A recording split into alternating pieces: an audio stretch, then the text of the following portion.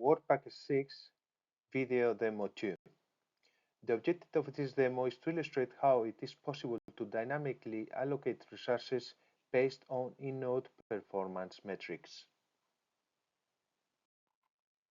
In this demo, the use case is a CPU benchmark, an MPI program that alternates CPU communication and I/O phases. This benchmark, the intensity of the CPU phase increases over the duration of the program, as we can see in this figure. The objective in this demo is that when the CPU load in a compute node reaches a certain threshold, then the ATMER framework assigns more resources and distributes the workload by means of malleability.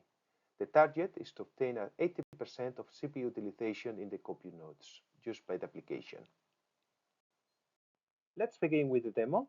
So originally the application is executed in one compute node using 38 processes. In this panel we show the application iteration time.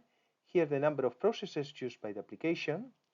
These other panels, we show the total global number of compute nodes broken down by the ones that are idle or allocated, which means used by any other applications that are executed in the cluster.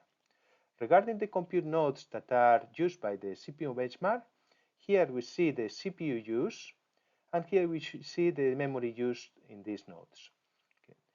This is the terminal output of the intelligent controller, terminal output of the CPU benchmark, and here we can see the list of specific nodes that are being used by the application.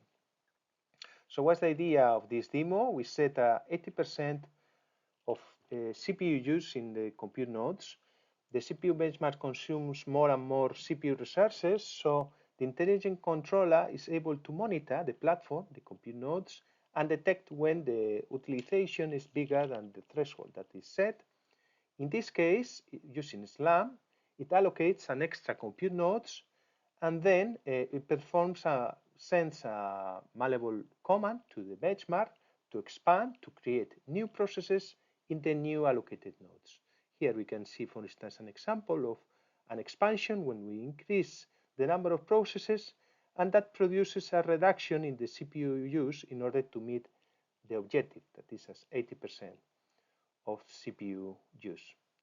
So this is an example of the different interaction between the components based on the hardware monitoring and how it is possible to develop policies using malleability to set, in this case, reduce the CPU use, for instance, for reducing the energy consumption in the existing compute nodes.